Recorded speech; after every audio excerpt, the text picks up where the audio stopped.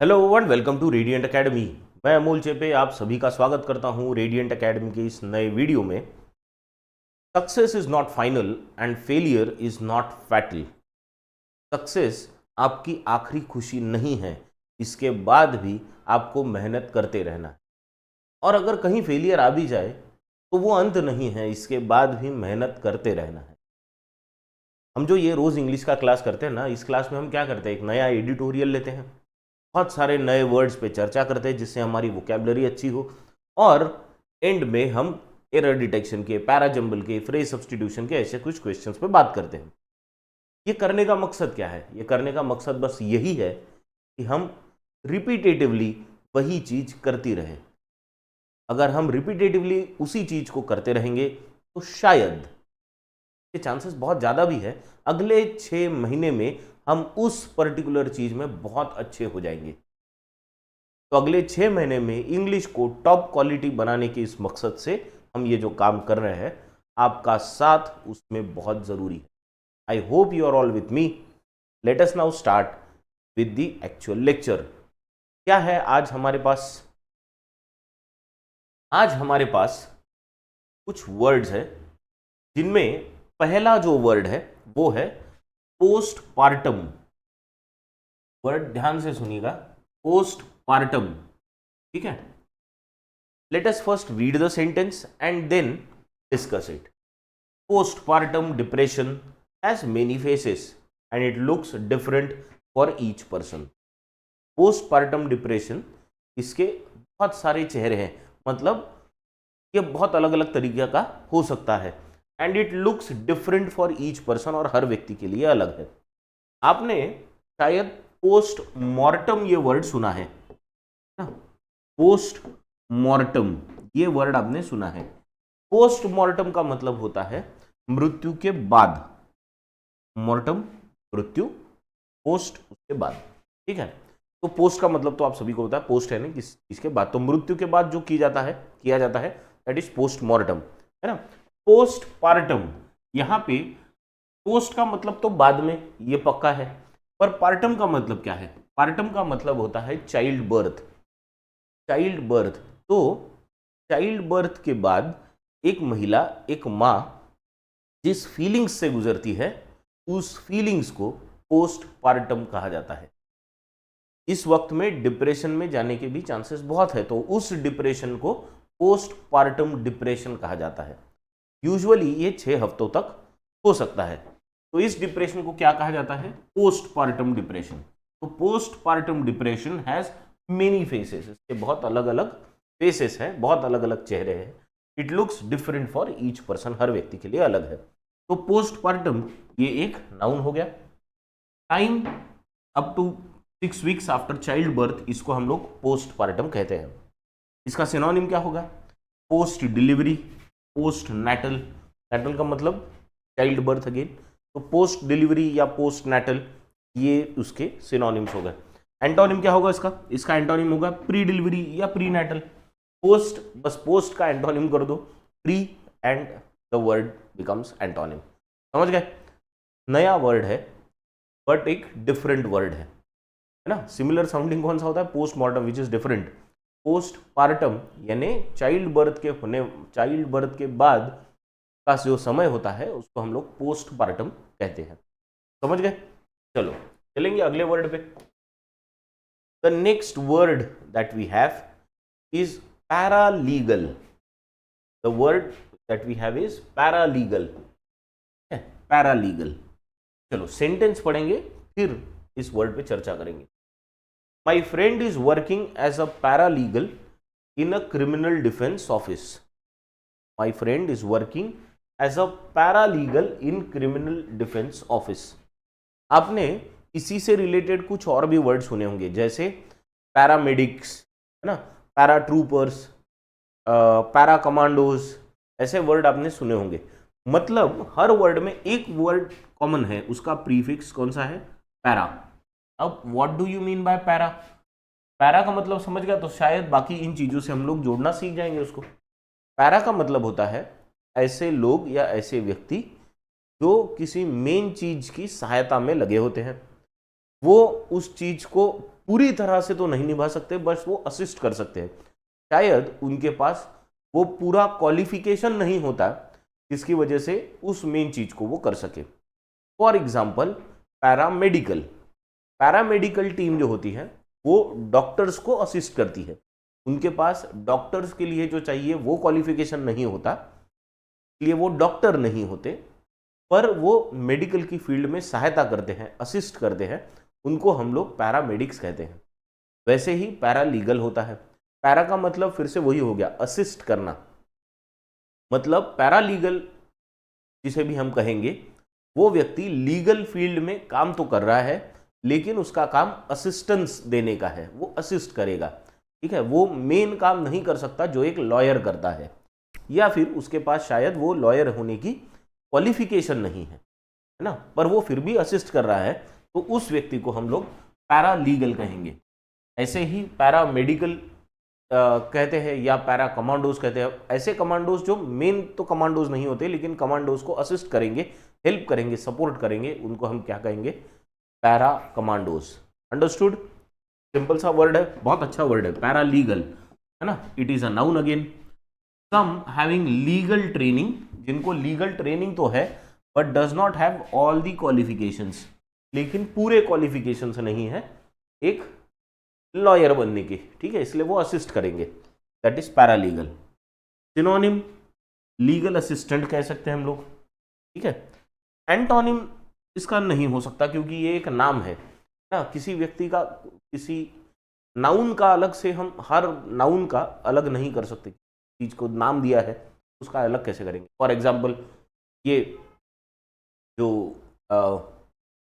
मेरे सामने ये लेट से पेन आ गया, अब मैंने आपको पेन क्या है ये समझा दिया, तो पेन को एंटोनिम तो नहीं कर सकते ना हम लोग, इज लाइक दैट। तो हर चीज का एंटोनिम होगा ही ऐसा नहीं है।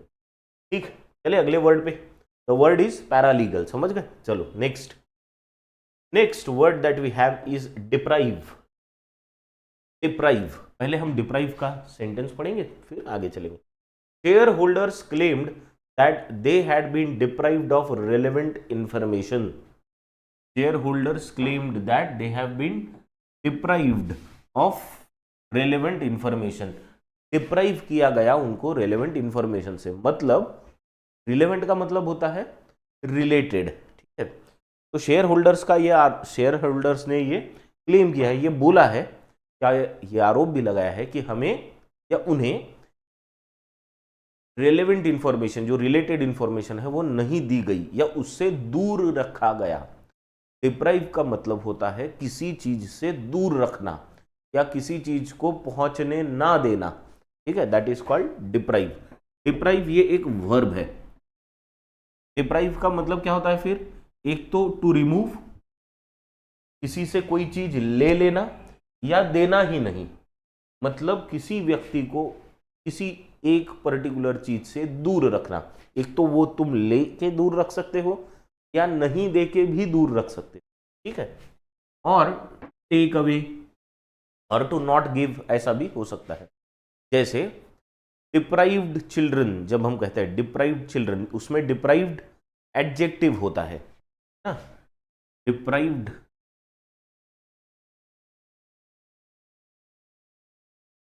डिप्राइव्ड चिल्ड्रन या डिप्राइव्ड फैमिलीज, तो ऐसे चिल्ड्रन या ऐसी फैमिलीज जिनको जो मिलना चाहिए था वो सारा नहीं मिला, जो हम सबके पास है वो सब उनको नहीं अगर मिल रहा है तो हम उनको डिप्राइव्ड कहेंगे। बराबर है। ऐसा व्यक्ति जिसको जो राइट्स चाहिए वो राइट्स नहीं मिले, उसको भी हम डिप्राइव्ड पर्सन कहेंगे, उसको वो राइट्स नहीं मिले। ठीक है, तो डिप्राइव का मतलब है किसी चीज को ले लेना, छीन लेना या नहीं देना। इसका सिनोनिम क्या होगा, एक तो डिनाई, डिनाई यानी नहीं देना, नहीं करना। रॉब मतलब छीन लेना। ठीक है, एंटोनिम क्या होगा इसका, बेस्टोव। बेस्टोव मतलब किसी को देना, आदर सम्मान से देना। कॉन्फर करना, ये भी आदर सम्मान से किसी को कुछ देना। ठीक है, इसको कहेंगे हम लोग कॉन्फर करना। तो बेस्टो और कॉन्फर ये एंटोनिम हो गए। डिप्राइव का मतलब है किसी को कुछ ना देना या छीन लेना। ठीक है, क्लियर ये वर्ड। चले अगले वर्ड पे चलो। नेक्स्ट वर्ड है हमारे पास the next word we have is fortitude. Fortitude, ठीक है। इसमें एक देखो, फोर्टिट्यूड में एक मस्त वर्ड है फोर्ट। फोर्ट का मतलब क्या होता है? किला। फोर्ट मतलब क्या होता है? किला, ठीक है ना, किला, समझ गए ना। I thought she showed remarkable fortitude during that period. मुझे ऐसे लगता है कि उसने रिमार्केबल फोर्टिट्यूड शो किया उस पीरियड में। फोर्टिट्यूड शो किया मतलब करेज शो किया, वो एक किले की तरह। देखो अब इसको ध्यान में कैसे रखते हैं, इसमें क्या है? फोर्ट है। फोर्ट कैसा होता है? फोर्ट किला खड़ा होता है, वो किले के अंदर जो लोग हैं उनको बचाता है, वो स्थिर रहता है, वो हिलता नहीं, उसको फोर्ट कहते हैं, ठीक है। ऐसी बिल्डिंग जो नहीं हिलेगी नहीं गिरेगी तो हम लोग फोर्ट कहेंगे। तो फोर्ट की तरह खड़े रहना, एक किले की तरह खड़े रहना, उसको हम लोग फोर्टिट्यूड कहेंगे। समझ गए? सिंपल। तो I thought she showed remarkable fortitude, उसने बहुत फोर्टिट्यूड दिखाया, मतलब वो स्थिर रही। उसने क्या दिखाया? उसने करेज दिखाया। उस पीरियड में उसने करेज दिखाया, और वो भी लंबे समय के लिए। किला दो चीजों के लिए जाना जाता है, एक उसकी स्टेबिलिटी और दूसरा the duration for which it is showing that stability. तो ड्यूरेशन भी बहुत इंपॉर्टेंट है और उसकी स्थिरता भी बहुत इंपॉर्टेंट है। बस उसी चीज से बना है फोर्टिट्यूड। समझ गए? करेज ओवर लॉन्ग पीरियड, लंबी ड्यूरेशन के लिए शो किया गया करेज, मतलब फोर्टिट्यूड। सिनोनिम क्या होगा इसका? इसका सिनोनिम होगा डिटर्मिनेशन। अभी आप तैयारी कर रहे हो, बराबर है, एग्जाम्स की तैयारी कर रहे हो। अभी इन एग्जाम्स की तैयारी करते वक्त आपको फोर्टिट्यूड शो करना बहुत जरूरी है। कुछ दिन या कुछ एग्जाम्स में थोड़े से कम मार्क्स आ गए तो डर के भाग जाने वाले तो नहीं बनना है बिल्कुल। हमें वो एक किले की तरह तब तक खड़े रहना है जब तक ये जंग जीती नहीं जाती। समझ गए? तो डिटर्मिनेशन या फिर रिजॉल्व, ये जो दो वर्ड्स है, these कैन बी सिनोनिम। इससे ज्यादा भी और वर्ड्स है, लेकिन डिटर्मिनेशन और रिजॉल्व ऐसे हो सकते हैं जो हम फोर्टिट्यूड का रिप्लेसमेंट करके यूज कर सकते हैं। एंटोनिम डर, है ना, या हेल्पलेसनेस। हेल्पलेसनेस, जहां पे मैं ऐसा लग रहा है बस कुछ नहीं हो रहा है अब मेरा, इज हेल्पलेसनेस, ठीक है ना। तो हेल्पलेसनेस, होपलेसनेस भी हो सकता है, दोनों। हेल्पलेसनेस एंड होपलेसनेस दोनों हो जाएगा, फोर्टिट्यूड नहीं है तो। ठीक है, क्लियर हो गया? फोर्टिट्यूड, फोर्टिट्यूड यानी धैर्य के साथ लंबी ड्यूरेशन तक खड़े रहना, फोर्टिट्यूड। ठीक, चलो नेक्स्ट। एग्जाजरबेट। आपको अगर याद होगा पिछली क्लास में एक वर्ड आया था जिसका एंटोनिम एग्जाजरबेट था, है ना। किसी चीज को बहुत अच्छा करना, उसका अपोजिट था एग्जाजरबेट। तो मैंने कहा था कि एग्जाजरबेट अगर कहीं आ जाता है तो वो मैं उसको मेन वर्ड में लेके आऊंगा जिसपे हम लोग बात करेंगे। तो एग्जाजरबेट यहाँ आ चुका है, ठीक है। तो पहले सेंटेंस पढ़ेंगे एग्जाजरबेट का sentence. This attack will exacerbate the already tense relations between the two communities। क्या बोल रहे हैं? इस अटैक से क्या होगा?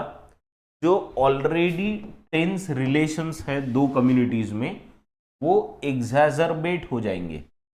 यानी पहले से ही रिलेशंस बहुत टेंस है, और उस अटैक से क्या होगा? टेंशन और बढ़ेगा। मतलब पहले ही हालत खराब है, वो और बद से बदतर हो जाएगी, तो हम बोलेंगे एग्जैजरबेट। एग्जैजरबेट का मतलब क्या होता है फिर? एग्जैजरबेट ये एक वर्ब है ना, टू मेक मैटर वर्स। पहले ही बैड है, अब वर्स होने वाले हैं। समझ गए? किसी चीज की हालत पहले से ही खराब है और हालत खराब करना इज कॉल्ड एग्जैजरबेट। इसका सिनोनिम क्या है? सिनोनिम ऑफ एग्जैजरबेट इज एग्रीवेट, है ना, या फिर इंटेंसिफाई। क्या पहले से ही कुछ खराब है और खराब करना, टू मेक मैटर वर्स। और एंटोनिम क्या हो जाएगा फिर उसका? पहले से हालत खराब है तो एंटोनिम क्या होगा? उसको शांत करेंगे, वातावरण को जरा ठंडा करेंगे, है ना। तो काम करना, ईज करना, या ट्रैंक्विल। ट्रैंक्विल का मतलब क्या होता है बताओ? हमने इससे पहले भी देखा है, ट्रैंक्विल यानी शांत, स्थिर, दैट इज ट्रैंक्विल। चलो चले अगले वर्ड पे। समझा एग्जाजरबेट यानी टू मेक मैटर वर्स। चलो next word we have is stigma. Stigma, ठीक है, पहले स्टिग्मा का सेंटेंस पढ़ेंगे फिर जाएंगे उसके मीनिंग पे। There is no longer any stigma to being divorced. Divorce के साथ अब कोई स्टिग्मा अटैच नहीं है या स्टिग्मा नहीं है। स्टिग्मा का मतलब क्या होता है? अगर कोई हम ऐसी चीज या लोगों का ऐसा बर्ताव जिससे कोई की हुई चीज बहुत बुरी लगे, जिससे हमें अपमानित या फिर बहुत शर्म आए, उस चीज को हम लोग स्टिग्मा कहेंगे। फॉर एग्जाम्पल, हमारे यहाँ तो नहीं, पर अगर किसी आप बाहर देश में चले जाओ ना, बाहर देश के जाना, अपने देश में बहुत सारी चीज़ें जिसके साथ स्टिग्मा अटैच्ड है। स्टिग्मा अटैच्ड है, फॉर एग्जाम्पल ये सेंटेंस को ले लो, डिवोर्स। पहले कैसा होता था? डिवोर्स कर लो, अगर किसी का डिवोर्स हो जाता है तो लोग बहुत बुरा भला कहते थे, तो उसके साथ एक स्टिग्मा अटैच था कि ये नहीं करना है, बराबर है। पर आजकल वैसा नहीं है। लोग शायद ये समझ चुके हैं कि अगर नहीं बन रहा है या तुम साथ नहीं रह सकते तो अलग हो जाओ। तो पहले जो स्टिग्मा अटैच था वो आज नहीं है, बराबर है।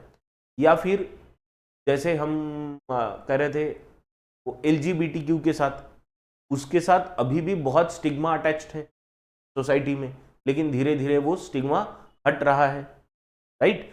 तो ऐसी जो चीजें होती है जो किसी चीज के साथ अटैच होती है उसको हम लोग कहेंगे स्टिग्मा, ठीक है। फॉर एग्जाम्पल, स्टिग्मा मतलब अ मार्क ऑफ शेम और डिसग्रेस। ऐसी चीज जिसके बारे में हम बोलेंगे कि मेरी नाक कटवा दी, दैट इज स्टिग्मा, बराबर है। घर से भाग जाना, यानी इसके साथ भी स्टिग्मा अटैच्ड है, बराबर है। मैं ऐसा नहीं कर रहा हूँ घर से भाग जाओ, मैं बस उदाहरण दे रहा हूँ, ठीक है। तो स्टिग्मा अटैच्ड है, मैं ऐसा नहीं कर रहा हूँ कि घर से भाग जाना करके, बस इसके साथ भी एक स्टिग्मा अटैच्ड है, बराबर। शायद उसके साथ नहीं, पर पहले ऐसा होता था कि लव मैरिज के साथ एक स्टिग्मा अटैच था अलग से, बराबर है। शायद उसमें बहुत अब कमी आ रही है, एरिया वाइज, रीजन वाइज सब अलग हो सकता है। मैं बस उदाहरण के तौर पे बता रहा हूँ। किसी चीज को बुरा समझना जिससे तुम्हें शर्म आए या डिसग्रेस लगे, अपमानित फील हो, that is called stigma. I hope ये वर्ड क्लियर होगा। सिनोनिम क्या होगा इसका सिनोनिम होगा स्टेन, या यानी जिसको हम कहेंगे दाग, है ना, मेरी दामन में दाग लग गया, ये डायलॉग सुना होगा आपने। या फिर नाक कटवा दी, डिसऑनर कर दिया तुमने, बराबर। एंटोनिम क्या होगा? किसी चीज में प्राइड लेना, है ना, किसी चीज के बारे में बुरा लगना, शर्म आना, यानी स्टिग्मा हो गया। किसी चीज के बारे में प्राइड लगना, है ना, किया तो अच्छा लग रहा, दैट इज प्राइड या रिस्पेक्ट, ये हो गए इसके antonyms. Clear? I hope the word is clear. चलो नेक्स्ट वर्ड पे जाएंगे। Next word austerities. Austerities, let us read the sentence. Austerity है यहाँ पे, ऑस्टेरिटीज उसका प्लूरल फॉर्म यूज किया है। The austerities of life in a small rural community where not what I was used to, है ना। ऑस्टेरिटीज ऑफ लाइफ, लाइफ के बारे में या उस टाइप की लाइफ में जो ऑस्टेरिटीज थी। देखो, ऑफ ये प्रीपोजिशन है, प्रीपोजिशन के पहले और बाद में नाउन आने चाहिए। लाइफ नाउन है, मतलब ऑस्टेरिटीज भी नाउन है, बराबर है। और नाउन है इसीलिए तो उसका प्लूरल हुआ है। प्लूरल किस चीज का होता है? जिसको नाम है, बराबर है। नाम ही, जिसको ऐसा नाम जिसको आप गिन सकते हो, that is countable noun, and countable noun can only be plural. जिसको काउंट ही नहीं कर सकते उसका कहाँ एक वचन अनेक वचन करेंगे, बराबर है। यू कैनॉट डू सिंगुलर और प्लूरल ऑफ अनकाउंटेबल नाउन्स। तो काउंटेबल नाउन ही है ये, सब प्लूरल हो गया, ठीक है। तो ये नाउन है, एक काउंटेबल नाउन है। अब मतलब समझेंगे। The austerities of life in a small rural community, एक स्मॉल रूरल कम्युनिटी है, ग्रामीण कम्युनिटी है, छोटी है। वहां पे जो लाइफ में ऑस्टेरिटीज होती है, क्या होता है वहां की लाइफ में? सब कुछ भर भरा के होता है या हर चीज की कमी होती है? रूरल कम्युनिटी में हर चीज की, या स्मॉल रूरल कम्युनिटी में शायद हर चीज की कमी होगी, तो वो जो कमी वाली फीलिंग है दैट इज कॉल्ड ऑस्टेरिटी। बरोबर है, सब कुछ कम होना, it is not feeling, it is exactly चीजों का कमी होना। बरोबर है, फिजिकली चीजों का सारे कम होना, दैट इज कॉल्ड ऑस्टेरिटी। तो हर चीज की कमी कॉल्ड ऑस्टेरिटी। तो स्मॉल रूरल कम्युनिटी में जो ऑस्टेरिटीज थी, हर चीज की जो कमी थी, this was what I was not use to, है ना, not what I was use to, मैं उसके लिए तैयार नहीं था या उसकी आदत नहीं थी, ऐसा है। यूज टू का मतलब आदत होना। ठीक है, चलो अब मीनिंग पढ़ते डिटेल में। अ डिफिकल्ट इकोनॉमिक सिचुएशन, हर चीज की कमी होना, या फिर इकोनॉमिक सिचुएशन बहुत ही खराब होना। इकोनॉमिक सिचुएशन खराब है मतलब आपके पास हर चीज की कमी है, राइट। ठीक, सिनोनिम क्या होगा इसका? सिंप्लिसिटी। एक तो अगर अच्छे वर्ड अच्छे मीनिंग से इसको यूज कर रहे हैं तो simplicity can be an option. या प्रिमिटिवनेस, प्रिमिटिवनेस यानी पुराने तौर तरीके से जीना जिसमें बहुत ज्यादा चीजें नहीं है अपने पास, दैट इज प्रिमिटिवनेस। प्रिमिटिव का मतलब होता है पुराना, ठीक है, वो शुरुआत का, जैसे हम लोग पहले थे, हमारे पास बहुत सारे ऐसे साधन नहीं थे, उसको हम लोग प्रिमिटिव कहेंगे। या स्कार्सिटी, स्कार्सिटी का भी मतलब होती है कमतरता, किसी चीज कमी होना, इस स्कार्सिटी। एंटोनिम क्या होगा? चीज बहुत ज्यादा प्रमाण में होना, प्लेंटी बहुत सारी चीजें होना, एबेंडेंस होना चीजों का, बहुत सारी चीजें। या एक्स्ट्रावैगेंस, एक्स्ट्रावैगेंस का भी मतलब होता है भव्यता, सब कुछ है बहुत सारा, दैट इज एक्स्ट्रावैगेंस। ठीक, एक्स्ट्रावैगेंट मैरिज सेरेमनी, ऐसी मैरिज सेरेमनी थी जो भव्य थी, ठीक, दैट इज एक्स्ट्रावैगेंट, जिसमें शो ऑफ बहुत सारा था। ठीक, चलो नेक्स्ट वर्ड पे जाएंगे। Next word we have is deteriorate का वर्ड है, देखो डेटीरियोरेट, है ना। डेटीरियोरेट का पहले सेंटेंस पढ़ लेंगे फिर जाएंगे मीनिंग पे। She was taken into hospital last week when her condition suddenly deteriorated. Condition suddenly deteriorated.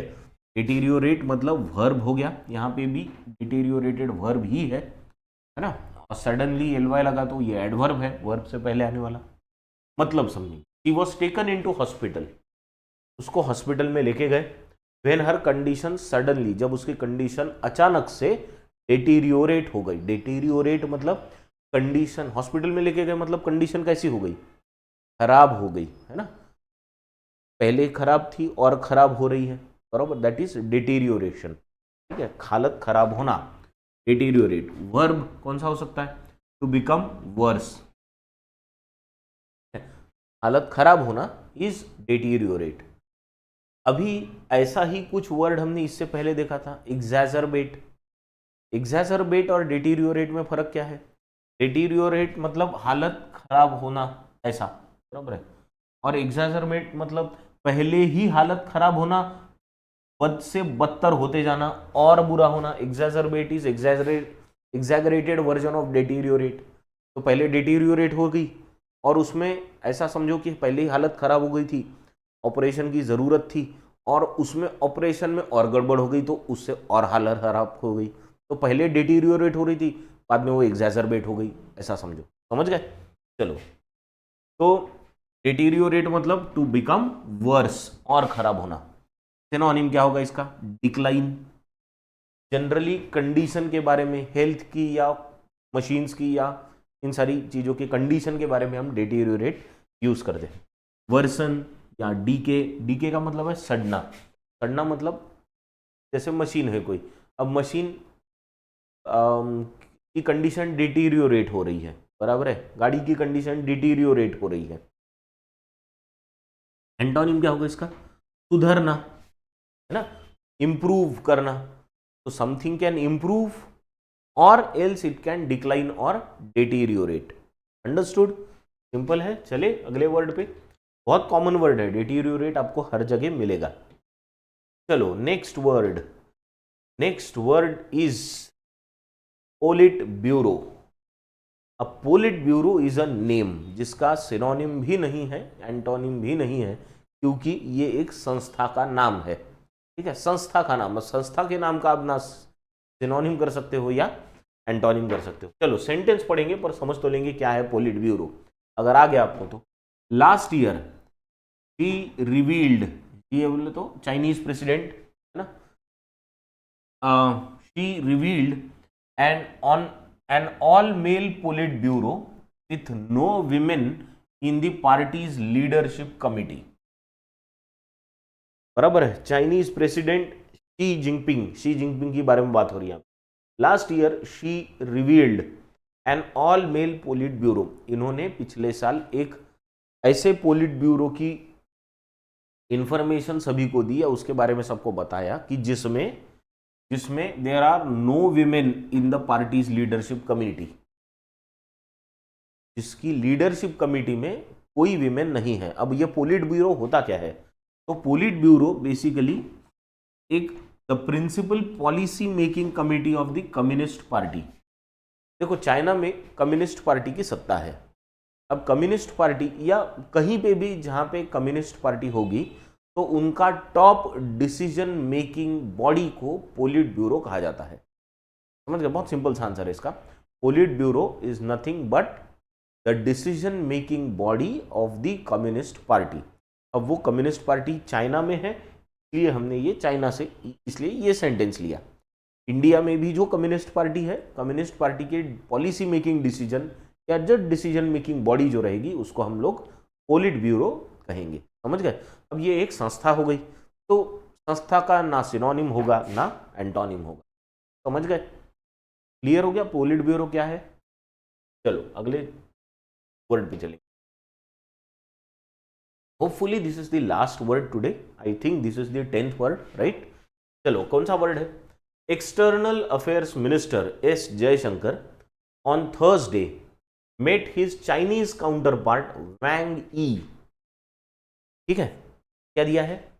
External affairs minister S Jaishankar गुरुवार को चाइनीज काउंटर पार्ट से मिले। चाइनीज काउंटर पार्ट का मतलब होता है काउंटर पार्ट। इनके काउंटर पार्ट कौन है? वैंग ई।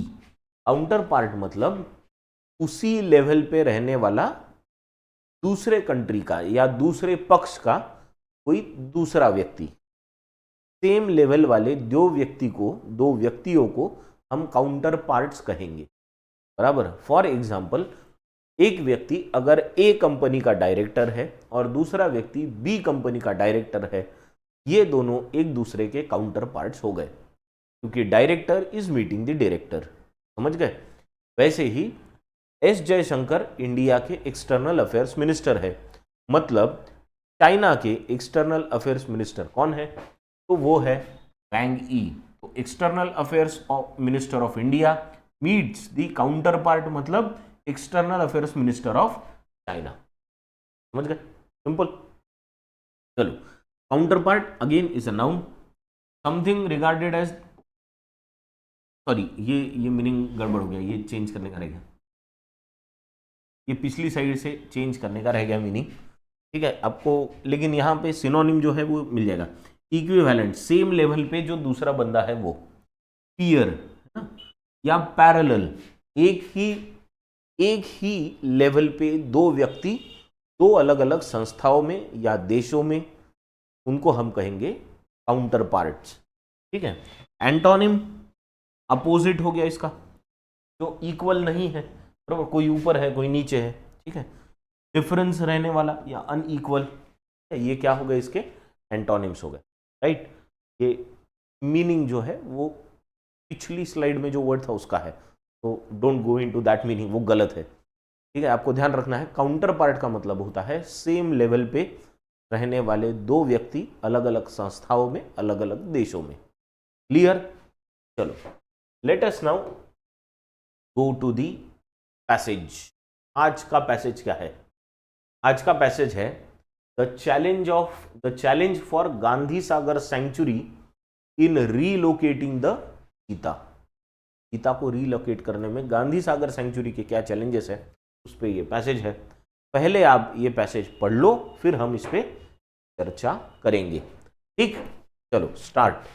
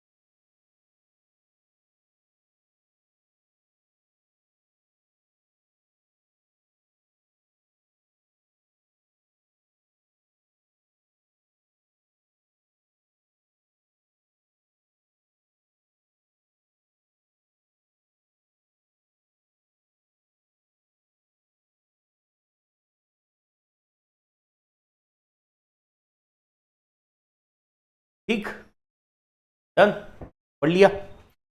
चलो, हाँ, तो आई होप ये पढ़ लिया होगा अभी। चलो अब साथ में पढ़ेंगे। क्या दिया है? The challenge for Gandhi Sagar sanctuary in relocating the चीता।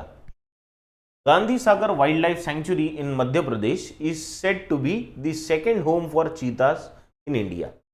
है ना, मध्य प्रदेश में Gandhi Sagar wildlife sanctuary है, वो अब चीता का सेकेंड होम होने वाला है, क्योंकि इससे पहले कौन सा था? इसे पढ़ के पता चलेगा, या हमको पता होना चाहिए। कूनो नेशनल पार्क था, है ना, तो कूनो नेशनल पार्क में पहले ही चीता लाए जा चुके हैं। An assessment of the carrying capacity of Kuno national park has revealed. Assessment का मतलब क्या होता है? असेसमेंट मतलब स्टडी, अभ्यास, है ना, किसी चीज को टेस्ट करना कि सही है या गलत है, जो चल रहा है वो बराबर हो रहा है नहीं हो रहा है, this is called an assessment. जो कंटिन्यूअस प्रोसेस होती है, इसमें बीच में रोक के जरा चीजों को पीछे मुड़ के देखना, इज कॉल्ड असेसमेंट, है ना। बच्चों का होता है ना स्कूल में क्यूमुलेटिव असेसमेंट, CA1 CA2 ऐसा होता है। क्यूमुलेटिव असेसमेंट यानी पूरी तरह बच्चों को असेस करना, समझना कि वो उनकी ग्रोथ की जर्नी में अब तक कहां पहुंचे हैं, ठीक है। तो an assessment of the carrying capacity of Kuno National Park has revealed that the animal's current habitat in the country has exceeded its carrying capacity। क्या कहा है? कूनो नेशनल पार्क का जब असेसमेंट हुआ तो ध्यान में आया, और किस चीज का असेसमेंट? कैरिंग कैपेसिटी, यानी वहां पे कितने चीता रह सकते, वो नेशनल पार्क कितने चीता को कैरी कर सकता है, रख सकता है, उसका असेसमेंट हुआ। तो उससे क्या रिवील हुआ? ये रिवील हुआ कि ये एनिमल का जो करंट हैबिटेट है, हैबिटेट ये वर्ड हमने 2-3 बार देखा है अभी। हैबिटेट मतलब रहने की जगह, करंट हैबिटेट मतलब Kuno national park, current habitat in the country has exceeded it's carrying capacity. ये अपनी कैरिंग कैपेसिटी से ज्यादा चीता को रख रहा है, मतलब कम एरिया में ज्यादा चीते हो गए अभी वहां पे, ठीक है। द ओवर एबंडेंस, एबेंडेंस का मतलब ही है ज्यादा, किसी चीज का बहुत ज्यादा प्रमाण में होना। ओवर एबेंडेंस का मतलब है बहुत ही ज्यादा क्वांटिटी में होना या बहुत ही ज्यादा प्रमाण में होना। एबेंडेंस से ज्यादा over abundance. Over abundance of cheetahs in the protected area, ठीक है। अब ये एरिया प्रोटेक्टेड होता है, नेशनल पार्क हो गए या सेंचुरीज हो गए, these are protected areas, so that people can't go there without permission. Safari वगैरह हो सकती है, लेकिन ये प्रोटेक्टेड एरिया है, इसमें पूरी तरह गवर्नमेंट का कंट्रोल होता है। तो cheetahs in the protected area, the overabundance of cheetahs in the protected area also in Madhya Pradesh has led to 25% loss in the big cats main prey base the chital. बहुत ज्यादा चीता प्रोटेक्टेड एरिया में होने की वजह से क्या हो गया है, मध्य प्रदेश में it has led to 25% loss, 25% कमी आई है। इसमें इस बिग कैट का मतलब क्या है? यहाँ पे बिग कैट का मतलब है चीता। चीता भी नहीं, बिग कैट में सारे आ गए, फिर वो बाघ भी आ गया, आपका शेर भी आ गया, यानी बिल्ली प्रजाति के सारे बड़े जानवर, ठीक है। उसमें लेपर्ड भी आ गया, तो चीता, लेपर्ड, बाघ सभी आ गए बिग कैट्स में। तो इनका जो मेन प्रे होता है, मेन प्रे यानी मुख्य शिकार, वो कौन होता है? चीतल। तो चीतल की संख्या में 25% की गिरावट आई है, क्योंकि बहुत चीता हो गए तो बहुत शिकार हो रहा है और उस रेट से उनकी पैदावार नहीं हो रही है, ग्रोथ नहीं हो रही है। द एनिमल्स फ्रॉम अफ्रीका, इन्हें हमने अफ्रीका से मंगाया था, अफ्रीकन कॉन्टिनेंट से, है ना, Africa. And their offspring are not the only predators, बराबर है। ये जो हमने अफ्रीका से लाए एनिमल्स, वो ही सिर्फ वहां पे शिकारी नहीं है। प्रीडेटर का मतलब क्या होता है? प्रीडेटर मतलब शिकारी, सिर्फ वो ही वहां पे शिकारी नहीं है। In the national park Kuno's leopards, leopards मतलब जिसे हम लोग मराठी में बिबट्या कहते हैं ना, वो, तो Kuno's leopards compete with the cheetahs for herbivores. Herbivores मतलब ऐसे जानवर जो पत्तियां खाते हैं, है ना, पेड़ पौधे पत्तियां खाने वाले एनिमल्स को हम हर्बीवोरस कहेंगे। तो हर्बीवोरस का शिकार करने वाले सिर्फ चीता ही नहीं है जिन्हें हमने अफ्रीका से लाया है। कूनो के वहां पे रहने वाले जो लेपर्ड्स है वो भी इन हर्बीवोरस का शिकार करते हैं। तो अब कंपटीशन हो गई, दे आर कंपीटिंग विथ, तो कंपीट कर रहे हैं अभी चीता और लेपर्ड, एक ही चीतल के लिए कंपीट कर रहे हैं, ठीक। Next, in an open savanna, savanna का मतलब है ग्रासलैंड्स, ओपन एरिया, बराबर है। अफ्रीका में जहां चीते रहते हैं ना, वो ओपन एरिया होता है, क्योंकि चीता को भागने के लिए अगर बहुत घने जंगल होंगे तो चीता वो स्पीड से नहीं भाग पाएगा, तो चीता को भागने के लिए खुले मैदानों की जरूरत होती है। तो सवाना का मतलब होता है ओपन, खुले मैदान। In the open savanna the African animals can outrun the leopards. ठीक है, वहां पे तो खुले मैदान है, वहां पे अगर चीता और लेपर्ड की कंपटीशन ली जाए ना तो चीता जीतेगा, because it is the fastest animal on the earth. But the latter यानी कल भी मैंने बताया था, लैटर मतलब जब कंपैरिजन हो रही है तो बाद में का लैटर, यानी लैटर कौन है यहाँ पे, लेपर्ड्स। पहले किसकी बात हो गई, अफ्रीकन एनिमल बोले तो cheetah, can outrun the leopards, leopards latter हो गया। The latter seems to have made the most of its home advantage. लेकिन इस केस में कूनो नेशनल पार्क में हमारे लेपर्ड्स ये इनको तगड़ी कंपटीशन दे रहे, या शायद उनको लोकल नॉलेज होने की वजह से वो ज़्यादा अच्छा परफॉर्म कर रहे, ज़्यादा अच्छा काम कर रहे, मतलब शिकार ज़्यादा कर रहे, ऐसा मतलब है। The forest department believes that translocating surplus cheetahs to Gandhi Sagar would restore the Kuno's ecological equilibrium. Forest department का क्या कहना है कि यहाँ जो चीता एक्सेस हो गए, सरप्लस हो गए, सरप्लस का मतलब होता है एक्सेस, इनको क्या करना चाहिए, इनको ट्रांसलोकेट करना चाहिए। ट्रांसलोकेट यानी यहां से वहां लोकेशन चेंज करनी चाहिए इनकी। कहाँ ट्रांसलोकेट करना चाहिए, टू गांधी सागर, गांधी सागर सेंचुरी में ट्रांसलोकेट करना चाहिए। क्यों, ताकि कूनो नेशनल पार्क की इकोलॉजिकल इक्विलिब्रियम मेंटेन रह सके। इकोलॉजिकल इक्विलिब्रियम मतलब अगर ऐसा हो गया कि शिकार बहुत कम हो गया और शिकारी बहुत बढ़ गए तो बैलेंस मेंटेन नहीं होगा। तो शिकार और शिकारी इनमें बैलेंस मेंटेन होना बहुत ज़रूरी है। अगर हम बहुत एक एरिया में बहुत चीता गए तो प्रे बहुत कम हो जाएगा, तो प्रॉब्लम हो सकता है। तो इकोलॉजिकल इक्विलिब्रियम मेंटेन करने के लिए इनको यहाँ से मूव करना, कहाँ मूव करना, गांधी सागर में, वो बहुत ज़रूरी है। However the two feline predators, अभी देखो इसको ध्यान से पढ़ेंगे हम लोग, थोड़ा सा ऊपर ले लेता हूं। However the two feline predators, predators का मैंने पहली वर्ड आपको मीनिंग बता दिया है, शिकारी। प्रीडेटर्स मतलब शिकारी, और फेलाइन प्रीडेटर्स मतलब belonging to the big cat family. Big cat family को बिलोंग करने वाले उसमें फिर चीता भी आ गए और लेपर्ड्स भी आ गए, है ना। और बोला है टू मतलब कौन, चीता और लेपर्ड, वहां पे चीता है और लेपर्ड है। Predators will continue to compete for prey, क्योंकि ये दोनों तो compete करेंगे ही शिकार के लिए, प्रे के लिए। नाउ इन टू पीएस का मतलब है प्रोटेक्टेड एरियाज, हमने ऊपर देखा है, ठीक है। पीएस का मतलब क्या है, प्रोटेक्टेड एरियाज। तो इनका क्या कहना है कि अगर तुमने चीता को यहां से कूनो से उठाया और अभी गांधी सागर में जाके अगर रख दिया तो क्या होगा, वहां पे भी लेपर्ड्स है, तो ये वहां पे भी कॉम्पीट करेंगे, वहां पे भी चीता और लेपर्ड में प्रे के लिए यानी शिकार के लिए कंपटीशन होगी, ठीक है। Project cheetah will have to ensure that the past mistakes are not repeated and translocation is not band aid, है ना।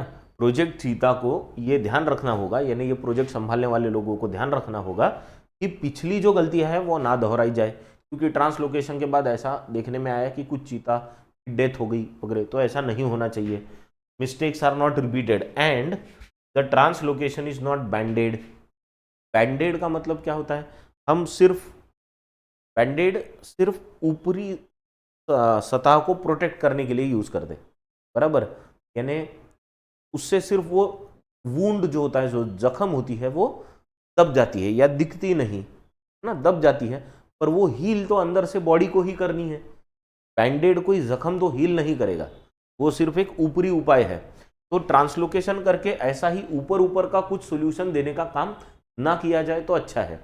ने ट्रांसलोकेशन से अगर पूरा कोई चेंज हो रहा है तो इट इज ओके, अदरवाइज ये कोई ऐसा चीज मत करो कि जिससे सिर्फ ऊपरी तौर पे ऐसा लगे कि नहीं सही किया लेकिन उसका प्रॉपर फायदा ना हो, समझे।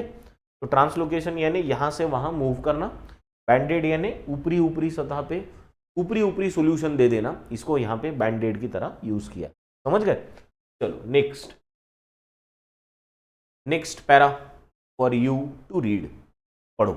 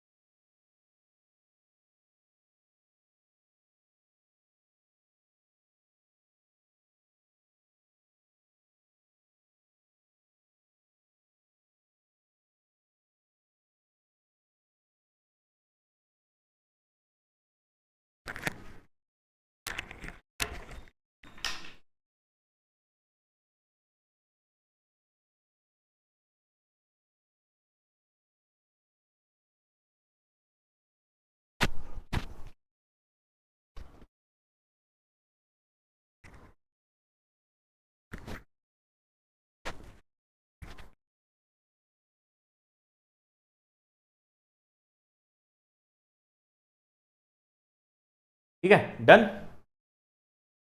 क्लियर, पढ़ लिया। चले चल we read together.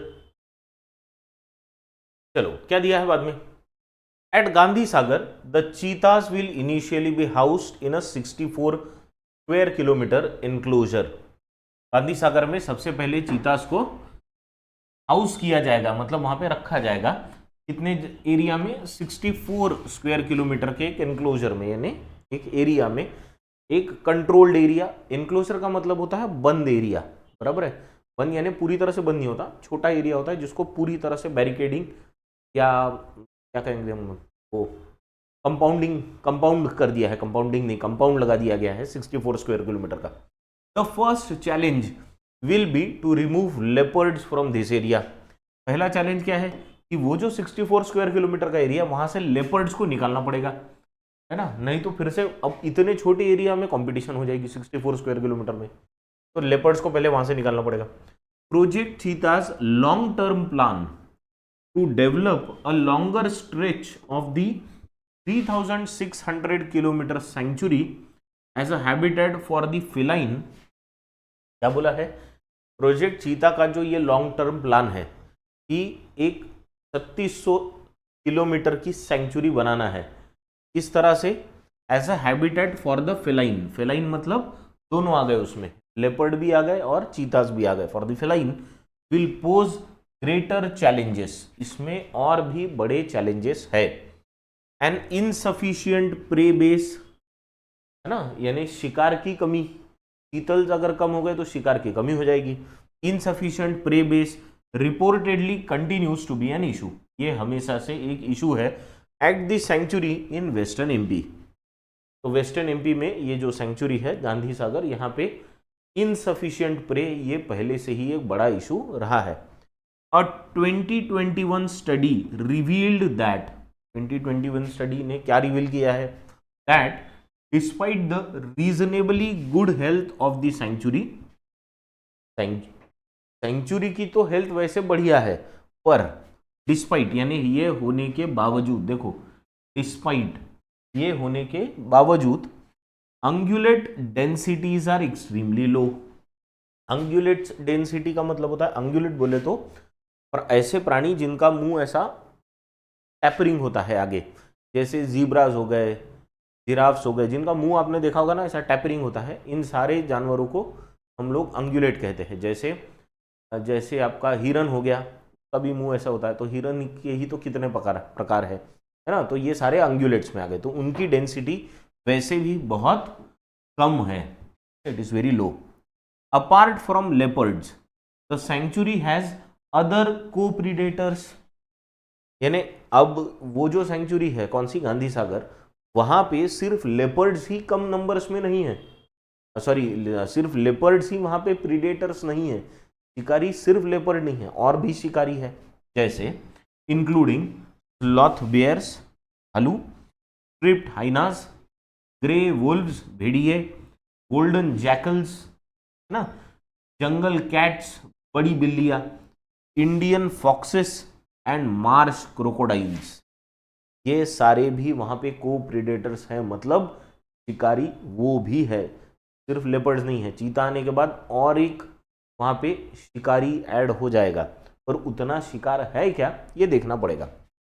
The protected authorities, the protected area authorities will also be challenged, इन पे और एक चैलेंज रहेगा, काय का, monitoring the health of the species that went extinct in the country more than 7 decades ago।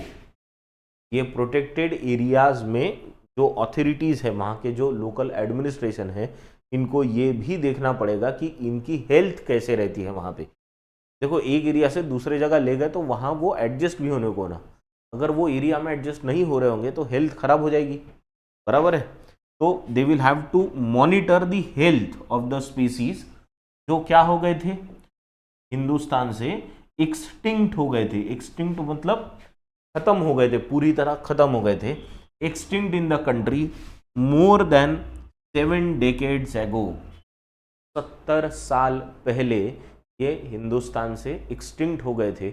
इसलिए जब उनको ये लाया गया है, ट्रांसलोकेट किया गया है, तो इनकी हेल्थ पे ध्यान देना पड़ेगा। ठीक, next, last year the supreme court had admonished, supreme court ने क्या किया था, एडमोनिश किया था। एडमोनिश किया था मतलब डांट लगाई थी, फटकार लगाई थी। Admonished the government after a string of fatalities in Kuno. Fatalities का मतलब होता है मृत्यु, मृत्यु, अंत, ठीक है। तो पिछली साल क्या हुआ था कि कूनो में चीता लाने के बाद कुछ चीता की डेथ हो गई थी, और इसके लिए सरकार को सुप्रीम कोर्ट ने डांट लगाई थी, फटकार लगाई थी, और कहा था कि आप जरा सीरियसली और आपको ध्यान देने की जरूरत है। तो ऐसी चीजें नहीं होनी चाहिए, इस पे भी ध्यान देना पड़ेगा। Gandhi Sagar's authorities would do well to learn from project cheetah's experience. Gandhi Sagar के जो अथॉरिटीज है, क्योंकि कूनो से गांधी सागर में ले जाने के बाद गांधी सागर के फॉरेस्ट डिपार्टमेंट को संभालना पड़ेगा इसको, बराबर है, कूनो वाले नहीं संभालेंगे, तो इनको प्रोजेक्ट चीता से एक्सपीरियंस लेना पड़ेगा। And setbacks in the past 2 years, तो पिछले 2 सालों में जो प्रोजेक्ट चीता के अनुभव है और उनको जो सेटबैक लगे हैं, जो फेलियर्स है, उनसे इनको सीख लेनी पड़ेगी। समझ गए? And let us now move to the last part. The last part is very small, बहुत छोटा सा है, पढ़ लो चलो जल्दी से।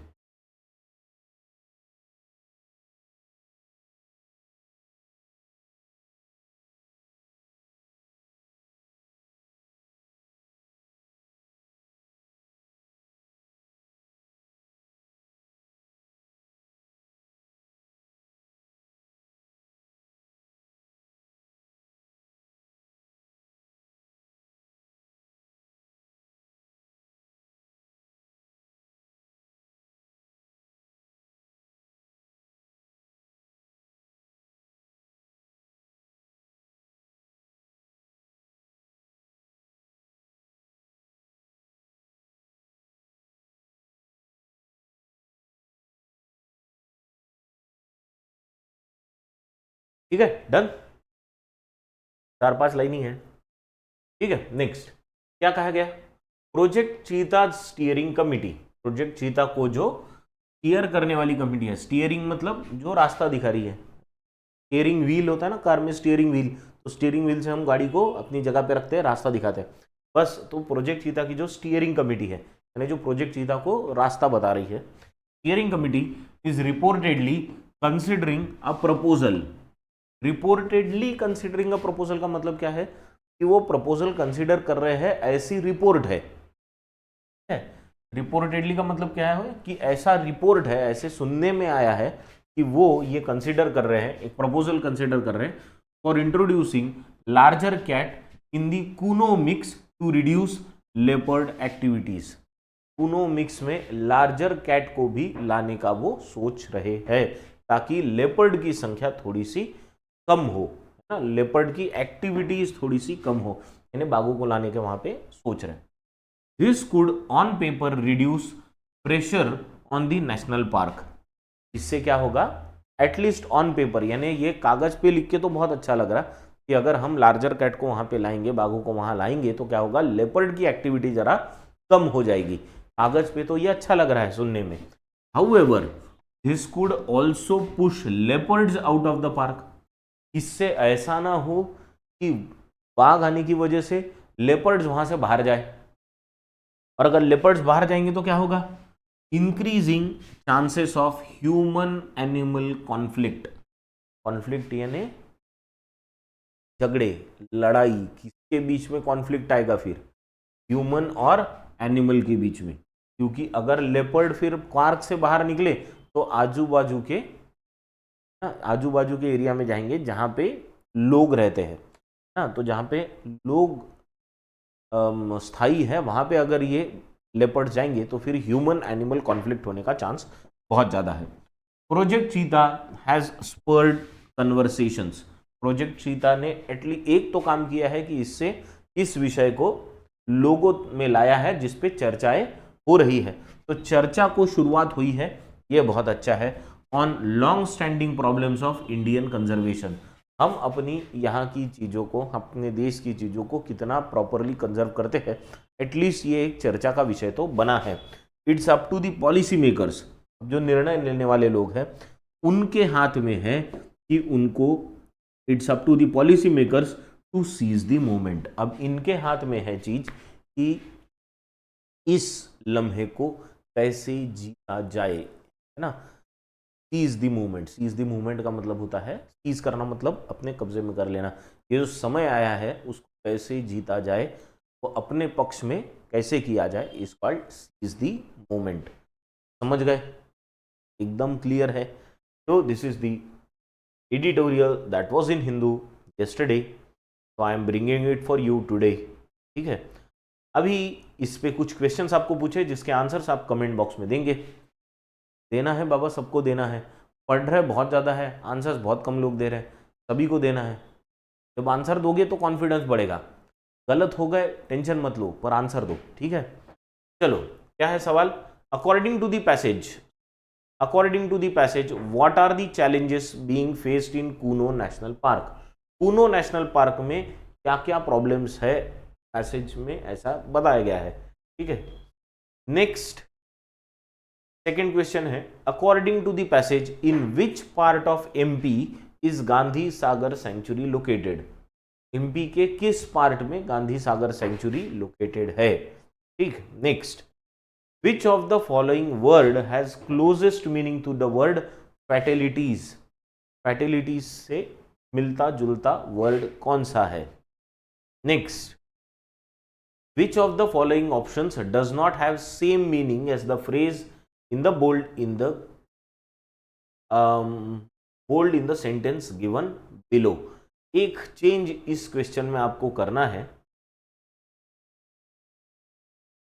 does not निकाल दो, option which of the following options has the same meaning, यहां याद रखना, which of the following options has same meaning as the phrase in the bold in the sentence given below। तो आपको यहाँ पे bold में सीज द मूवमेंट दिया है, ये सीज द मूवमेंट का आपको सिनोनिम ढूंढना है।